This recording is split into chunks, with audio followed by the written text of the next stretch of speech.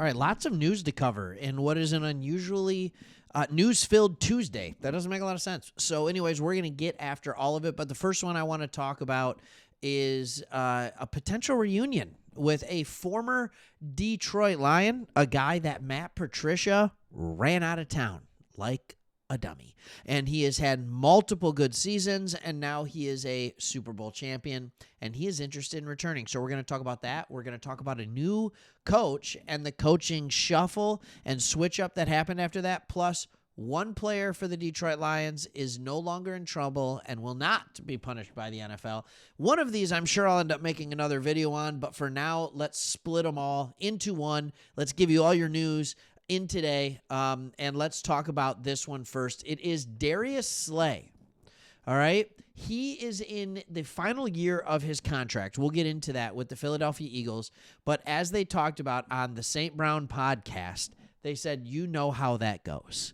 You know how that goes, and your final year usually isn't your final year. So here's what Darius Slay said. He said, if it is, it is. If it ain't, it ain't. But for sure, the two spots I would love to always be at is either Philly or Detroit. Those are the main two, the main ones I'd love to be at. Darius Slay also talked about how he wants to play at least one more year, right? Like, look, don't get me wrong. Is he showing some signs of slowing down? Yeah. Is he still a good corner? Yeah, he is. But it might not be super, super simple. Slay is currently signed for the 2025 season, but he has a $13.8 million cap hit this year and a $24.9 million cap hit waiting for them in a voided 2026 season.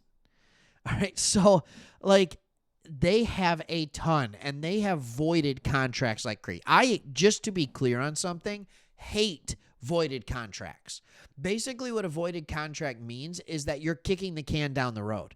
So, all right, we're going to pay this guy $50 million, but we're only going to give him $35 million of it while he's playing for us, and then we just have $15 million tacked onto the back end that we're going to have to pay. Well, the salary cap will be bigger. You're paying $15 million to a guy that's not even going to play for you.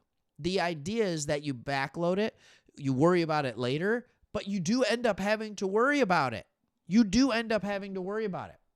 So, they are not expected to keep Slay on his current salary. If they do release him, he'll cost Philly a large $22.7 million in dead cap. But if they give him a June 1 cut designation, that would be spread between 2025 and 2026. So basically, instead of 22.9 or 22.7 right now, it would be 9.4 this year, 13.3 next year. So we would take that on. But the question is, would we have to take on his dead money or his his voided contract? That I don't know. So here's the question I have for all of you. Do you want big play Slay back in Detroit? Would you want big play Slay over Carlton Davis? Right now, we have Carlton Davis, we have Khalil Dorsey, Emmanuel Mosley, Kendall Vildor. All those guys are unrestricted free agents. They're all set to hit the market. Would you rather have big play Slay than all them, even if it comes with a big price tag? I don't know. I'm a salary cap nerd. I don't know if the voided money transfers over to us in the contract. Now, if they release him, it will not transfer over to us. It would only be if we trade for him. So do not trade for him. But they could release him with a post-June 1st on that. And then they wouldn't have to pay as much. Everything would be good. And maybe he could come over to us. But I said that there was a ton of news for us. We brought in a new running backs coach. And once again, you know Dan Campbell loves his former players. The new running back coach is former running back Tashard Choice. All right. And one could say he was the right choice. I'm so sorry. That was stupid. And at first when I heard this, I'm like, no, Scotty, where's Scotty going? Like, are we going to lose Scotty Montgomery? We're not. This is a move now for Scotty Montgomery into another position, which will turn into our third story. You're just going to have to hold on for a second. Tashard Choice has been a very big coach in the college game. He started his coaching career in 2016 with the Cowboys as an intern. Then in 17 and 18, he coached at North Texas, the Mean Green, right? And he first was a grad assistant, and then in 2018, he was a running backs coach. Then in 2019 to 2021, he went to Georgia Tech. There, he coached Jordan Mason and, yes, your current Lions running back, Jahmyr Gibbs, for 2 years. All right? Yeah, in 2 years, he was with Jahmyr Gibbs. So don't think they didn't talk to Jahmyr Gibbs about that. Then in 2022, he went to the Texas Longhorns. At Texas, he had a few decent running backs, including Bijan Robinson, Roshan Johnson, and Jonathan Brooks. Wow, look at that. They were doing just fine. And now here he is with the Detroit Lions. We thought enough of him to move Scotty Montgomery over to wide receivers. So here's the question.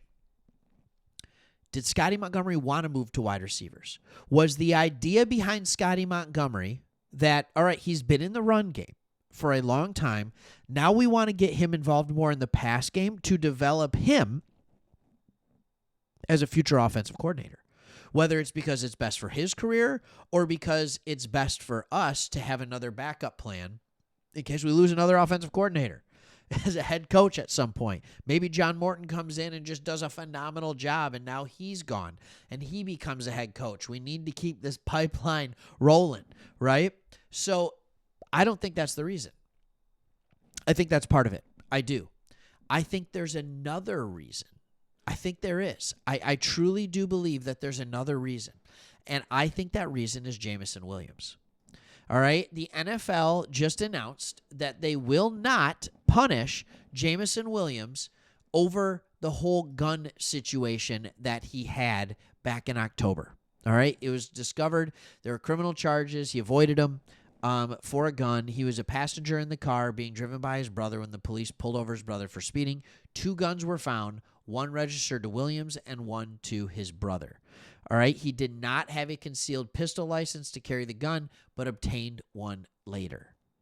All right, so they decided not to charge him, which, that's great. Jameson Williams had a good relationship with a very fiery, very animated Antoine Randall at wide receivers coach. I think bringing in a veteran or moving over a veteran coach like Scotty Montgomery to coach Jameson Williams is a phenomenal idea. He is a proven coach. And I think so often we pigeonhole coaches, we pigeonhole players, kind of like you see actors that are pigeonholed in the same role over and over and over again. Just because Scotty Montgomery has proven that he is a phenomenal running backs coach doesn't mean that he is only a phenomenal running backs coach. Maybe he's just a phenomenal coach. And our running backs are good, and they know what they're doing. And so you can go bring in another running backs coach and allow him to work and sprinkle some more magic on the wide receiver room. Anyways, let me know what your thought process is. What are you most excited about that? What's your thoughts on Big Play Slay? What are your thoughts on Tashard Choice as the new running backs coach? And what are your thoughts on moving Scotty Montgomery over to wide receiver? All right, thanks. See you on the next one.